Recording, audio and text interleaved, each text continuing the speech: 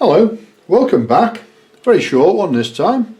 As I mentioned on the last video, the end of the last video, I'm just doing an update on the painted chassis of the engine, BR52, and it's come out really quite well. I've never used acrylic gloss before, I certainly never sprayed it before, and I'm quite happy with the way it's come out.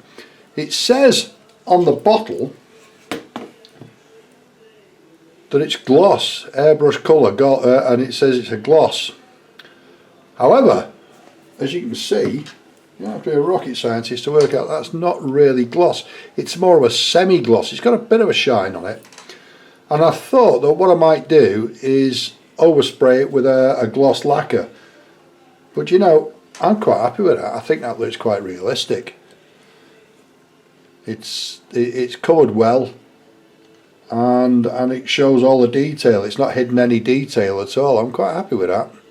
So what I did with it was I assembled as much as I possibly could do, and then I was going to prime it with a light grey, but I decided to mix a little bit of German red, brown red in with it, and it came out a very pleasant pink colour.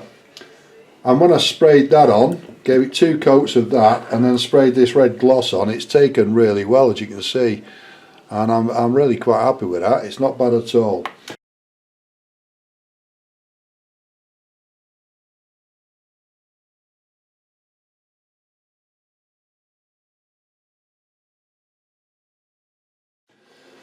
So that's that. When you put these 2 tanks on, be aware that one is shorter than the other one, and you've got to go right through the instructions to work out which side the short end goes on, and it would be very easy to put the long side there and the short side here, and you wouldn't realise until you were nearly at the end of the build that the tank's on the wrong way round.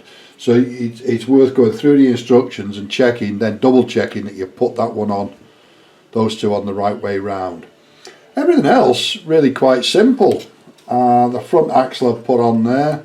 I mentioned that to you on the last one, on the last video, that the what I would call the face side of it points to the inside where you can't see it, and that's about all there is. A coupling bar at the back there. Managed to spray a little bit on the inside of there. It's never going to be seen really, is it? So I'm not worried too much about it. And that is about that. So as I say, only a very short one. I'll just mention these 2 steam chambers. When you come to build them, there's a lot of seams on them, as there are with everything on this kit. That one's not too bad because it's going to be pointing at the train itself. But this one on the front here, that needs filling and then smoothing off so it looks nice. Half of the stuff that you put on this, you build up from page 6 here. I'll move this back a bit. You build up from page 5 here, and it goes together and really quite easily. But what you find then is that further along in the instructions,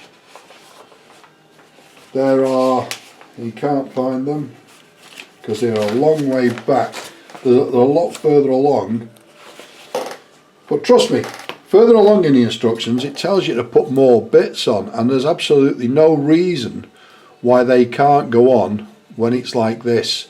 And then when you come to dress it all up, fill all the holes in on it and paint it, you've painted the whole thing, rather than putting bits on and you've got a nice bit of gloss black on most of it and then end up having to glue other bits on unnecessarily. So it's this one, and there was another one, I think it was this one, that come in further and further along. I'm sure you'll work that one out yourself. Mentioning the filler on these, I've been using Vallejo filler putty, and it's really quite expensive, and it doesn't go very far. I'm sure some of you have seen this before. Milliput. This one's a silver grey. It comes in all sorts of colours, and it's like an araldite. It's an epoxy.